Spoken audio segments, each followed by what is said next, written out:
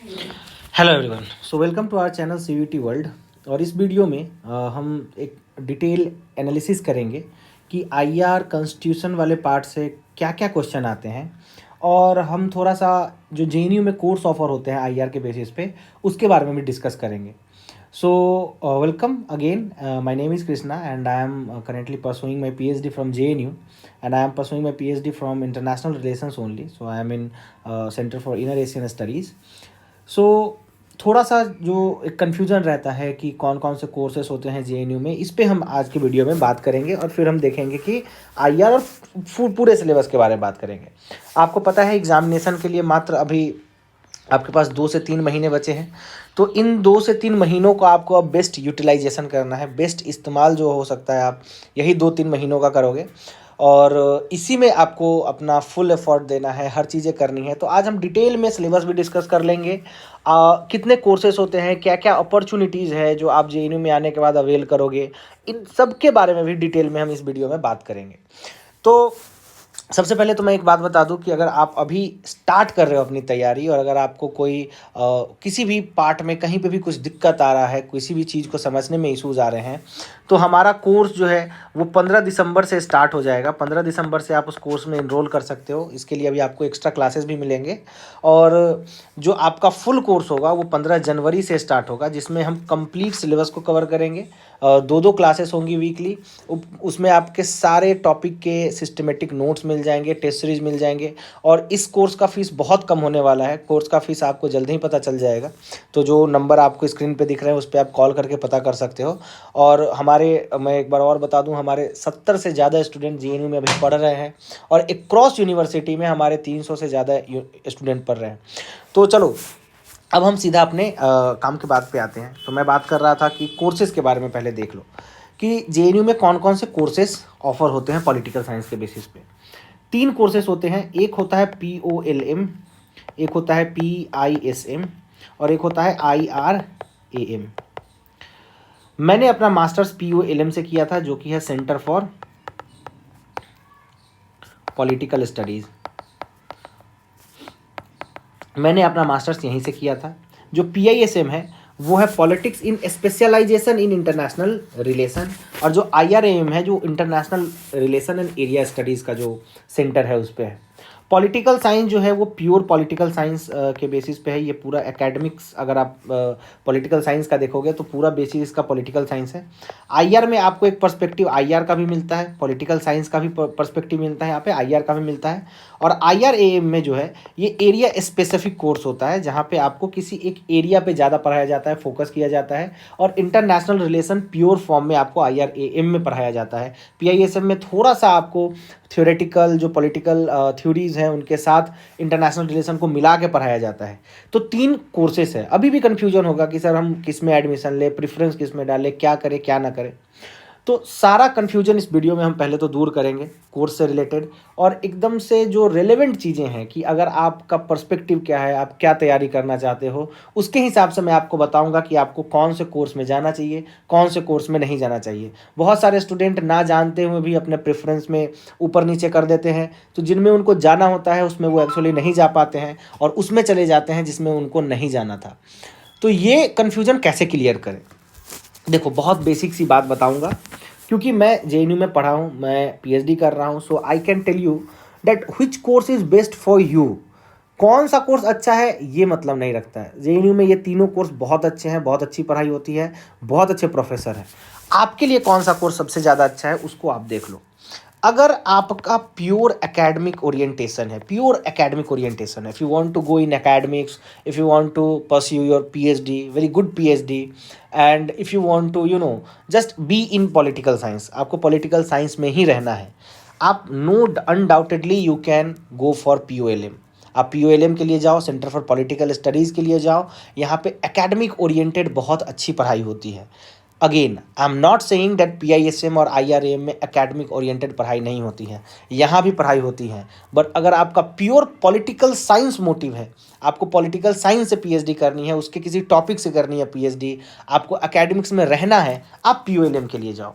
दूसरी बात, अगर आप मान लो कि किसी और चीज़ की भी तैयारी करते हो, से फॉर एग्जांपल आप यूपीएससी की तैयारी करते हो या आप स्टेट पीसीएस की तैयारी करते हो, political science will be a bit tough. अगर आप पीओएलएम में जाते हो और यूपीएससी का करना चाहते हो या अगर कोई अदर कॉम्पिटिटिव एग्जाम का करना चाहते हो, तो that centre will be tough. वो सेंटर टफ होगा क्योंकि उसका अपना मैनेज करके यूपीएससी करना it's tough. Very I will be very clear about it. POLM से करना दिक्कत है। मुझे बहुत सारे स्टूडेंट मैसेज करते हैं कि सर मैं यूपीएससी कर रहा हूँ पर मुझे जेएनयू भी जाना है। मैं आपको क्लियर कट बता दूं, अगर आपको यूपीएससी करना है तो आप पीओएलएम को अवॉइड कर सकते हो। अगर आपको प्योर यूपीएससी करना है तो पीआईएसएम और आईआरएम की खासियत क्या है? These all centres have a diverse range of topic. PISM और आईआरएम में डाइवर्स रेंज ऑफ टॉपिक पे पढ़ाई होती है। ये सिर्फ पॉलिटिकल साइंस से रिलेटेड नहीं होती हैं चीज़ें। यहाँ पे आपको इंटरनेशनल रिलेशन, जो जनरल इशूज़ है कंटेम्प्रेरी रेलेवेंस में, वो सारी चीज़ें पढ़ाई जाती है। थ्योरी भी आपका इसमें अच्छा होता है। और प्लस इसका एक बेनिफिट ये है कि इस सेंटर में जाने के बाद you can easily think of going for UPSC and PCS. अगर आप डाटा निकाल के देखोगे जेएनयू का कि कितने लोग सिविल सर्विसेज में क्वालिफाई कर रहे हैं, मैक्सिमम जो स्टूडेंट है वो आपको पीआईएसएम और आईआरएएम से ही मिलेंगे। This is the fact what I am saying. So if you have an orientation that you have to go for UPSC and you have to prepare for any other exam apart from UPSC, you can go with PISM and IRM. If you are interested in international relation, अगर आपको international relation में interest है, आप international relation से PhD करना चाहते हो, please opt PISM and IRM. If you have an very clear cut understanding that I have to go for political science, आपको अगर राजनीतिक शास्त्र पढ़ना है, गो फॉर पीओएलएम। तो यहाँ पे कोई क्वेश्चन, कोई कन्फ्यूजन नहीं रहना चाहिए। कोई भी कन्फ्यूजन है, you can ask me comment box में, आई विल रिप्लाई। अदरवाइज जो नंबर आपको स्क्रीन पे दिख रहे हैं उस पर आप कॉल करके पता कर लेना, हमसे बात कर लेना। You will get my detail, my number. So this is the first thing that you have to keep in your mind. ठीक है, तो ये तो हो गई कोर्सेज की बारे में बात। अब हो गया कि थोड़ा सा ये देख ले कि सर अगर मान लो कि मैं यूपीएससी ना कर पाया, पीसीएस ना कर पाया, तो फिर क्या ऑप्शन है इन सब कोर्सेज के बाद? देखो, the thing is very clear, this is not some course that you have something that will be demanded in corporate world. तो आपको कॉर्पोरेट वर्ल्ड में तो जॉब नहीं मिलेगा। हो सकता है आप कहीं एनजीओ में काम कर लो, किसी संस्थान में काम कर लो, किसी प्रोजेक्ट में काम कर लो, लेकिन obviously this is an humanities का कोर्स है, तो आपको कॉर्पोरेट वर्ल्ड में जॉब नहीं मिलेगा। जॉब कहाँ मिलता है इसमें? जॉब इसमें आपको मिलेगा इधर एकेडमिक्स में और टीचिंग में, या आपको अगर दोनों को मिला के चलना है तो आप दोनों को बोल दो कि एक ही है। सो इधर you can go further in academics. अब एकेडमिक्स में कहाँ तक आप जा सकते हो, मैं आपको बस ये बताता हूँ। पहली बात, आपने मास्टर्स किया, आपको आइडिया लग जाएगा कि पीएचडी में क्या करना है। पीएचडी बहुत टफ होता है जेएनयू से करना। तो मास्टर्स के बाद आप क्या करोगे? आप सीधा नेट जेआरएफ का एग्ज़ाम क्वालिफाई करने जाओगे।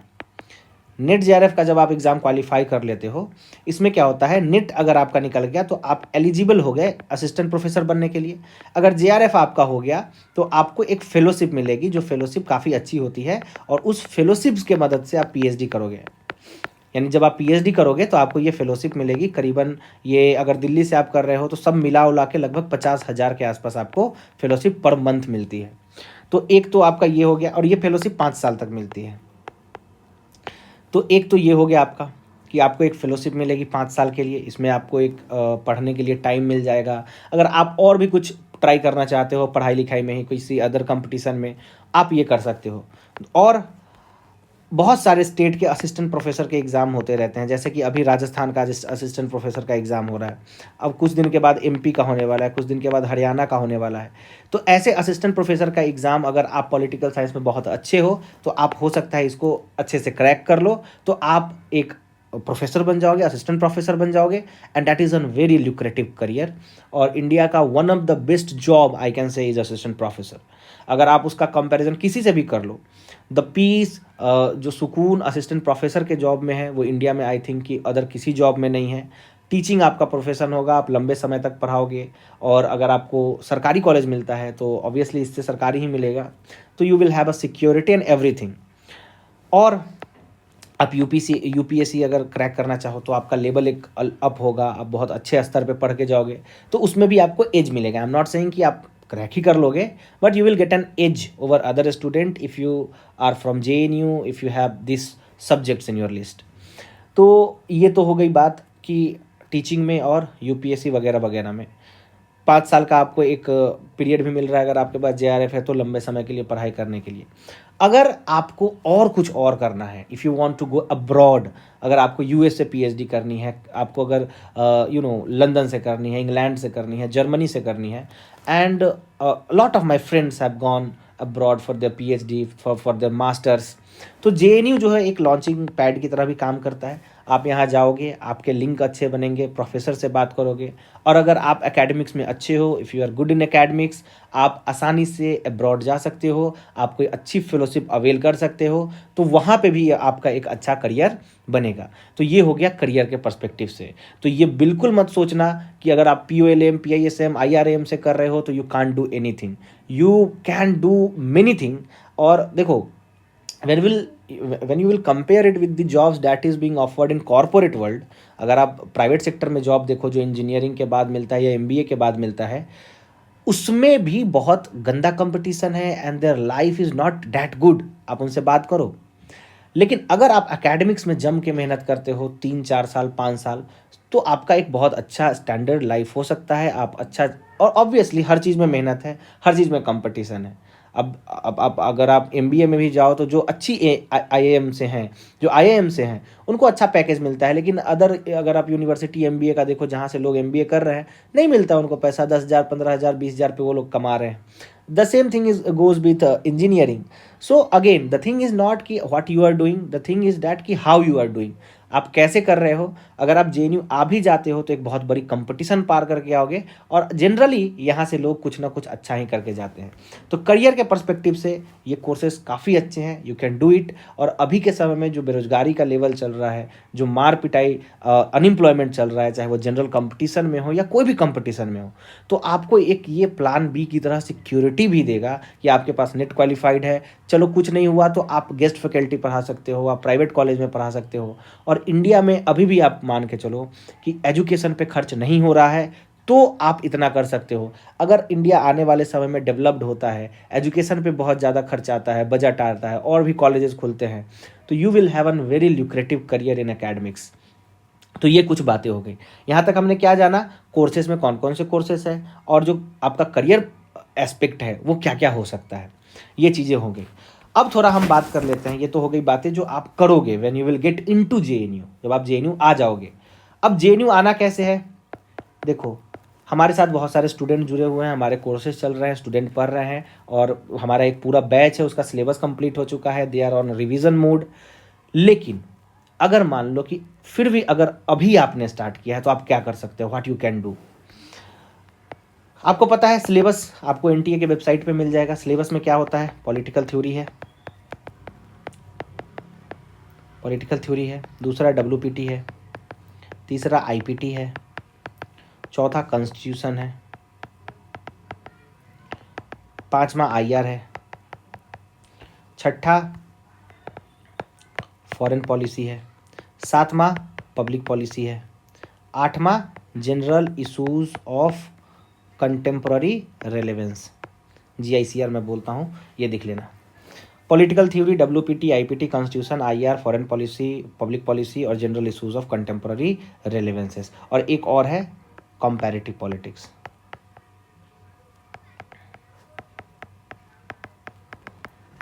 अब देखो, कुल मिला के 9 सेक्शन है, 9 सेक्शन से क्वेश्चन आते हैं। कुल मिला के अगर आप देखोगे तो 2 पेपर होगा, पेपर एक ही होगा, सेक्शन 2 होंगे। तो जो पेपर 1 होगा उसमें आपके 25 क्वेश्चन पूछे जाएंगे, जो जनरल इशूज़ के होंगे, जनरल एप्टीट्यूड के होंगे और जनरल इंग्लिश के होंगे, इन सब का पेपर होगा ये। JNU इसको कंसिडर नहीं करता है। JNU के लिए अगर आप एडमेंट हो कि मुझे JNU ही आना है, आप इस पेपर को स्किप कर सकते हो। इसके मार्क्स JNU के मेरिट लिस्ट में नहीं जोड़े जाते। क्या जोड़ा जाता है, तो वह है पेपर 2। पेपर 2 में होते हैं कुल मिला के 75 क्वेश्चन, हर क्वेश्चन 4 नंबर का होता है, और 1/3 या 1/4 इज निगेटिव मार्किंग। ठीक है, इसके हिसाब से कट ऑफ बनता है। कट ऑफ वट ऑफ कैसे बनता है, देखो, आपको सोचने की जरूरत नहीं है। अगर पेपर टफ आएगा, कट ऑफ कम जाएगा, पेपर इजी आएगा, कट ऑफ ज़्यादा जाएगा। कट ऑफ के बारे में हम ना ही बात करें तो अच्छा है, हम पेपर के बारे में बात करते हैं।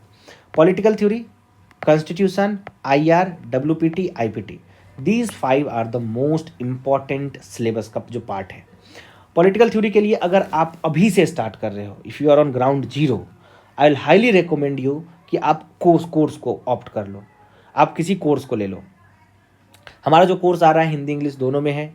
देखो इससे एक्चुअली होगा क्या, अब अभी आप मोटी किताब उठाओगे, ओपी गावा पढ़ने बैठोगे, अभी आप एंड्रू हेवुड पढ़ने बैठोगे, it will take a lot of time. If you are new it will take a lot of time. Even if you have studied, अगर आपने पढ़ रखा है, ये बहुत समय लेगा। जो हम कोर्स कराएंगे उसमें आपका एकदम से 30 दिन में, 30 से 45 दिन के अंदर में आपका हर टॉपिक का अच्छा खासा हर चीज़ कंप्लीट हो जाएगा। और हो सकता है कि आपको बस रिवीजन के लिए नोट्स का इस्तेमाल करना पड़े, बुक हो सकता है आप स्किप कर सकते हो। दैट इज़ द थिंग, क्योंकि अभी आपके पास कम समय बचा है। अगर आपके पास ज़्यादा समय होता, 6 7 8 महीना होता, तो आई मस्ट हैव रिकमेंडेड कि just go for the books. Course आप साथ में कर सकते हो, बस go for the books. But अभी के समय में समय कम है, तो you have to go for the course, that will the best thing. और मैं बता रहा हूँ आपको, एक किताब जितने का होता है उससे कम का हमारा कोर्स हो जाएगा। बिलिसन स्मिथ की जो किताब है उससे कम का हमारा कोर्स हो जाएगा। So first thing is that. Political theory में वैसे किताब ओपी गाबा आप पढ़ो, कोई दिक्कत वाली बात नहीं है। अगर आपने पढ़ रखा है, revise it, revise again and again. किस चीज़ पे फोकस करना है? थिंकर पे फोकस करना है। जितने भी पॉलिटिकल थ्योरी में जैसे इक्वालिटी है, लिबर्टी है, सिटीजनशिप है, जो भी आपके सिलेबस का पार्ट है उसको अच्छे से कवर करना है पॉलिटिकल थ्योरी में। WPT में थिंकर्स हैं, प्लेटो, एरिस्टोटल, सोक्रेटिस और होब्स, लॉक, रूसो, इनकी किताबें, इनका थ्योरी, क्या क्या इन्होंने बोला है वो आपको करना है। IPT में गांधी, अंबेडकर, राजा राम मोहन रॉय, कौटिल्य, इन सब से जितनी भी चीज़ें हैं वो आपको कोई भी किताब से पढ़ लेनी है। एक किताब है हिमांशु रॉय की, उससे आप इसको कवर कर सकते हो। WPT के लिए अगेन ओपी गाबा आप ले लो, कोई दिक्कत वाली बात नहीं है। कॉन्स्टिट्यूशन के लिए 18 टॉपिक दिए हुए हैं, जैसे प्रियम्बल है, सोर्सेस ऑफ कॉन्स्टिट्यूशन है, और भी like fundamental right, DPSP, parliament, president, vice president, judiciary, everything. Constitution के लिए अगर आप पूरी लक्ष्मीकांत पढ़ने बैठोगे वो एक मूर्खता होगी, नहीं पढ़ना है पूरा लक्ष्मीकांत। लक्ष्मीकांत का अगर पढ़ना भी है तो आप ये जो 18 चैप्टर है वो पढ़ लेना, और बहुत इंपॉर्टेंट और बड़े बड़े चैप्टर है ये। तो अगेन हमने जो नोट्स बनाया है वो हमने CUET के बेस पे बनाया। देखो कॉन्स्टिट्यूशन UPSC में भी पूछा जाता है, कॉन्स्टिट्यूशन नेट में भी पूछा जाता है, कॉन्स्टिट्यूशन PCS में भी पूछा जाता है, कॉन्स्टिट्यूशन असिस्टेंट प्रोफेसर के एग्जाम में भी पूछा जाता है, कॉन्स्टिट्यूशन CUET में भी पूछा जाता है। तो इसका मतलब क्या कि सब एग्जाम के लिए हमको उसी लेवल का कॉन्स्टिट्यूशन पढ़ के जाना है? नहीं। देखो हर एग्जाम का अपना एक डिफाइंड लेवल होता है कि इस सेट ऑफ क्वेश्चन से ही वो क्वेश्चन पूछेंगे। अगर वहां से क्वेश्चन पूछ रहे हैं तो आपको उसके अनुसार तैयारी करनी पड़ेगी। हमने जो नोट्स बनाया है वो CUET के अकॉर्डिंग है, जो आप आसानी से पढ़ के समझ सकते हो। Otherwise you can go and read 18 chapters of Laxmikant and कोई दिक्कत की बात नहीं है, आप सारे क्वेश्चन आपके लक्ष्मीकांत से बन जाएंगे। हम आते हैं IR पे। IR पे हमको पढ़ना है दो school, that is very important, that is realism and liberalism. Realism, liberalism आप बिलिसन स्मिथ की किताब है उससे पढ़ सकते हो। हिंदी में पढ़ना है तो तपन विश्वाल की किताब है, आप उससे पढ़ सकते हो। लेकिन अगर आप यथार्थवाद और उदारवाद, रियलिज्म, लिबरलिज्म अभी पढ़ने जाओगे, यू कैन अंडरस्टैंड इट। लेकिन अगर आपको कहीं पे भी दिक्कत होता है तो आप वीडियोज़ को रेफ़र करो, वीडियोज़ से देखो। और रियलिज्म में भी आपको क्लासिकल रियलिज्म पढ़ना है, स्ट्रक्चरल रियलिज्म पढ़ना है।